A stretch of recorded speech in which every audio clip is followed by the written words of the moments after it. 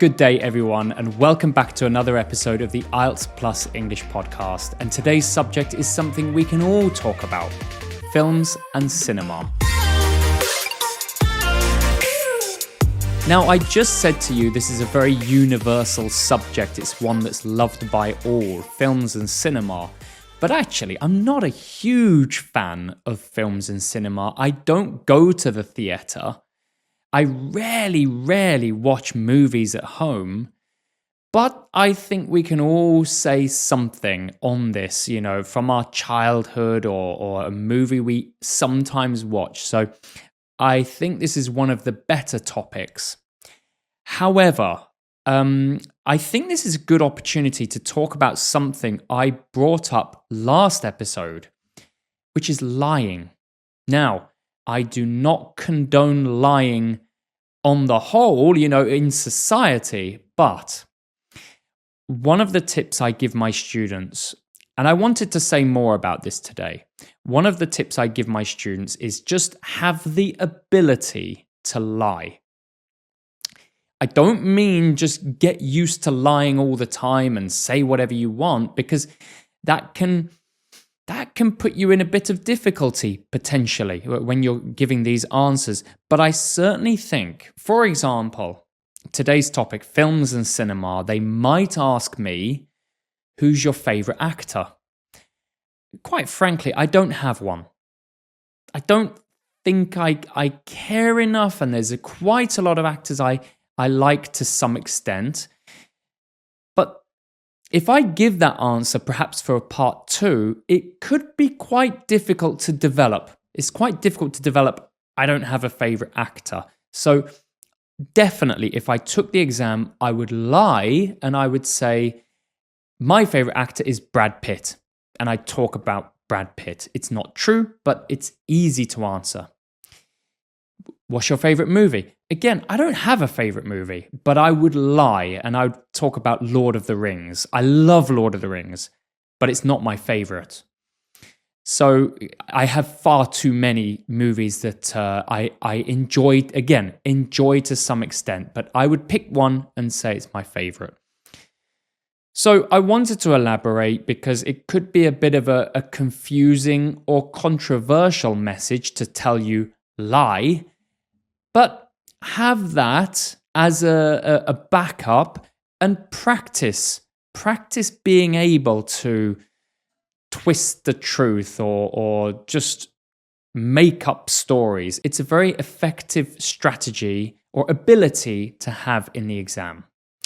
So that's my tip for today. Now, looking at today's language list, it's not too bad. It's very, very specific today. Not many words you can use in other topics. You've got blockbuster, plot, captivating. That's a nice word that if you kind of a general use vocabulary, captivating instead of interesting. Captivating means it really grabs your attention. So you can find that language list, as I always say, on www.britplus.net, and that's in my textbook. And you'll find the link on that website, my website. And before we start, I want to give you a student challenge, of course. And today's a part 2 style. Tell me about your favourite film. That's it. Tell me about your favourite film. So, of course, please tell me what your favourite film is and give me some details. Maybe tell me the plot. Maybe tell me the actors. Whatever you want to say, it's a part 2 style question. I'm sure I'll be doing the same one today. And let me know, because I want to know the films from around the world. There's a lot of different students listen to this podcast, so tell me in the comment section. Let's get started. Films and cinema. I've been looking forward to this one. Do you enjoy watching films? I do enjoy watching films, but I don't have that much free time, so it's difficult to watch even 3 or 4 in a year. I just rarely watch films. When I get the chance, so for example, on an airplane, I recently went to the UK, so there's a lot of time you spend on the airplane. In that case, yeah, I'll watch one or two movies, and I do enjoy it. Good. I think that's enough. By the way, it just came to me when I finished that answer. Films that's used in the UK, and movies tends to be used more in the US. You will hear me switch between both. To be honest, movies has become a really popular way of referring to our topic today. So films, movies, both are fine. You'll hear British people say movie as well. There's no difference, but you'll hear me switch between them. Next question. Do you prefer watching films at home or at the cinema? Definitely, I prefer watching films at home. I like the comfort of being at home, and it doesn't matter what kind of movie it is, whether it's a blockbuster or an older movie. I like to sit in front of Netflix or some other TV station and watch a movie. Eat some popcorn, relax with my family. I do enjoy that when we can. Good. Okay, let's go straight to part 2. And today's part 2 is describe a film you recently watched. Okay, that's pretty easy. Let's put 2 minutes on the clock, and my time starts now. I'd like to tell you about Lord of the Rings. A couple of weeks ago, I watched Lord of the Rings for perhaps the 5th or 6th time. I noticed it was on Netflix. It came up on my main page. And Lord of the Rings is perhaps my favorite movie, certainly one of my favorite movies. The plot is so captivating. You know, this group of people, all these different characters go on a long journey for 3 films in a row. You know, it's part of a series. And so it's 9 or 10 hours, the whole story. And as I said, it's totally captivating. And the scenery is stunning because it's based in, or it was filmed in New Zealand. And it's an incredible sight, you know, these mountains. And of course, there's some CGI on top of it. So let me tell you a little more about Lord of the Rings. This is a fiction. It's a science. No, not a science fiction. It's a fantasy. It's a fantasy genre.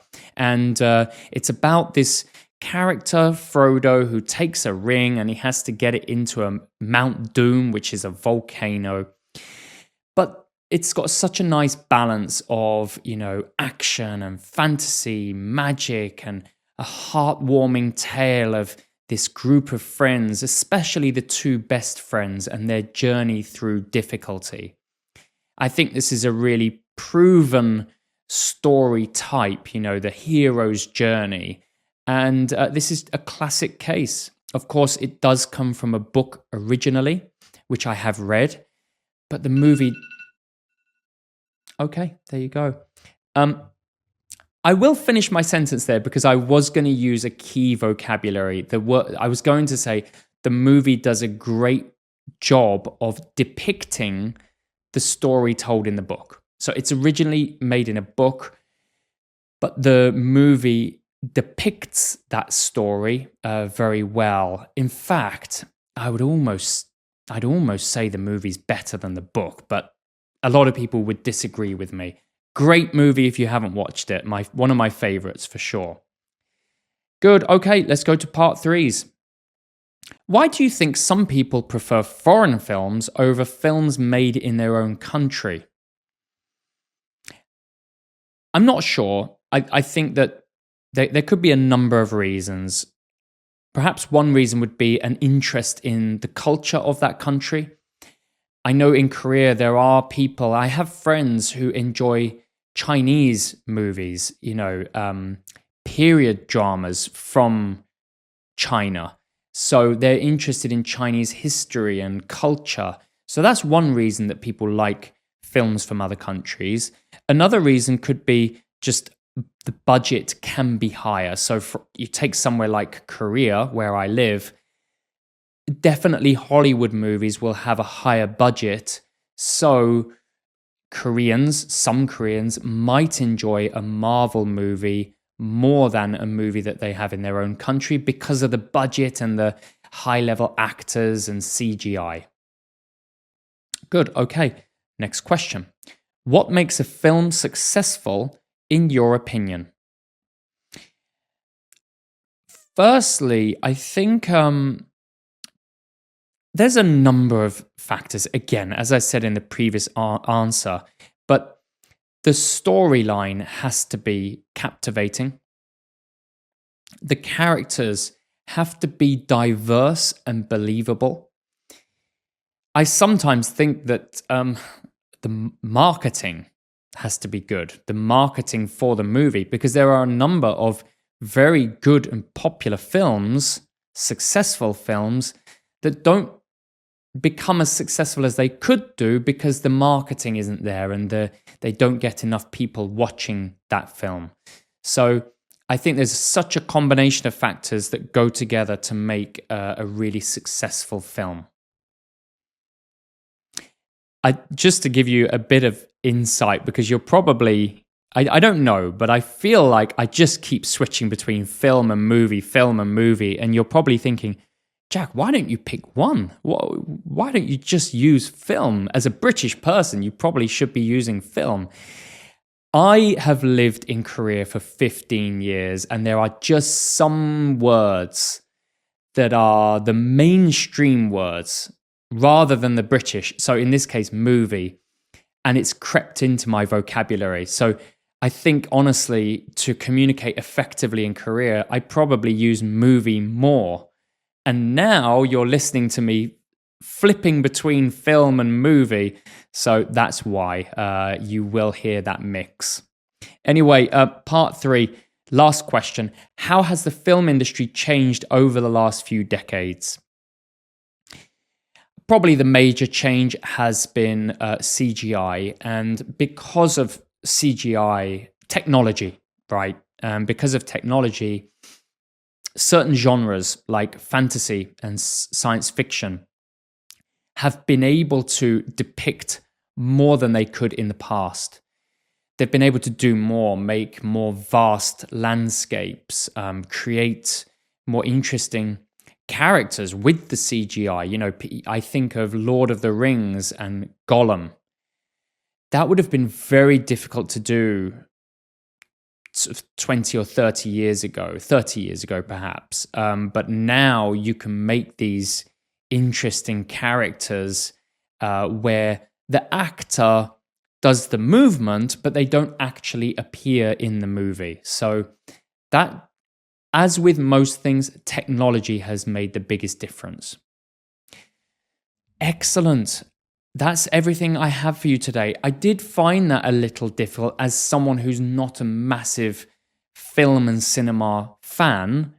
Going back to the start, I said to you, you need to lie, or it's good to be able to lie. And my lie today was describe a film you recently watched. I haven't watched Lord of the Rings recently, not at all. I watched it years ago, but everything else was true, that I love Lord of the Rings. So lying is okay in IELTS. Don't do it at home. That's everything I have for you today. So have a lovely week this week. And of course, study unrelentingly hard. And I'll see you next week with a next topic, which is a bonus episode. I will not reveal more, but it's a very, very important one. I think you're going to like this one. So have a good week and see you soon. Bye-bye.